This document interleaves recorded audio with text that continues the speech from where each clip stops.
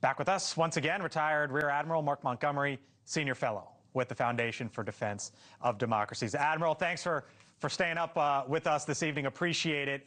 Let me start with the Commander-in-Chief, because he's now aboard Air Force One. He's heading overseas to China, and that he's going to be there for the next few days. What does that mean for the war with Iran over the upcoming days here? What likely happens? Is there going to be some sort of a lull? Yeah, I think at this point, what you'll see is the United States continue the blockade. So we'll continue to put pressure on Iran. The blockade prevents about $17 to $20 billion a month worth of fossil fuels being exported. At this point, this has got to be 90% of their exports for Iran. So it's actually kind of a good thing. This is more pressure on the Iranian negotiating team, where we're not feeling that same kind of impact on our economy yet. So, and our allies and partners will at some point, and then it'll have a knock-on effect on us. But we're not having this direct pressure effect that Iran is feeling. You know, the president described the ceasefire on life support, saying it's like when a doctor walks in and tells you there's a 1% chance of survival. So he'll be back here this weekend. Is that possibly when the clock starts for potential military action?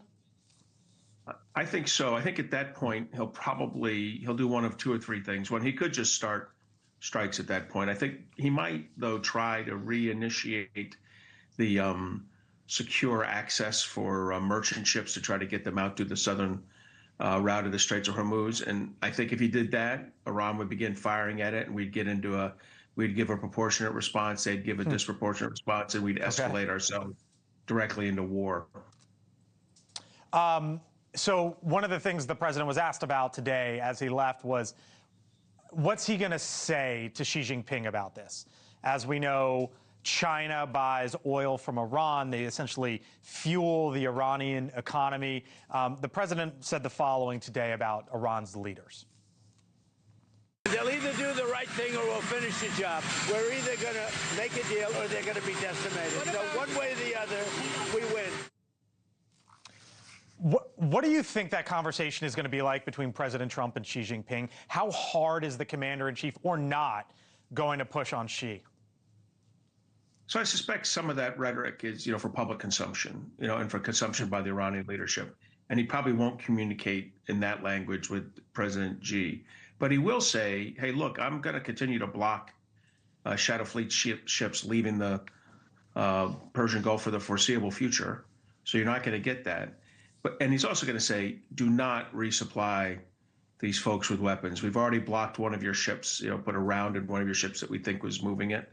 And we'll do it again if we have to. Do not provide them with weapons that can be used against U.S. forces. There's obviously, Admiral, a lot of headlines all over the globe. Iran, China, a whole lot in the southern hemisphere as well. But something caught my attention today having to do with none of those, and it was Greenland. And here's why. There's a report on the BBC out today that says the U.S. is in closely guarded talks to open new bases in Greenland. U.S. officials have floated an arrangement in which the 3 new military bases would be formally designated as U.S. sovereign territory. The bases would be in the southern part of the country to focus on surveillance of potential Russian and Chinese maritime activity. Any signals there being sent to Xi? And what about those developments now that things could potentially be getting closer there to something we talked about a lot last year, but hasn't been on the radar since? And this is going to be interesting. I imagine this is going to require some sort of status of forces agreement change with with Denmark. Denmark, yeah. To give that kind of credibility, that kind of designation to these bases.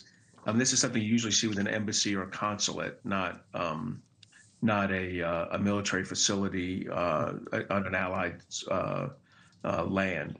But it's a signal to China and Russia. It's a signal that we're a serious Arctic nation alongside our Danish partners in this, and our Norwegian and Icelandic and other Sweden, Finland. And so I do appreciate that we are getting more involved in the Arctic. I'm not really excited about how we got here over the last 15 months. I don't think this has been a great story and diplomatic achievement. Well, I mean, here they are, at least according to the reporting tonight. At this point, we'll see where it goes from here. Admiral Mark Montgomery with us tonight. Appreciate it, sir. We'll talk to you again soon.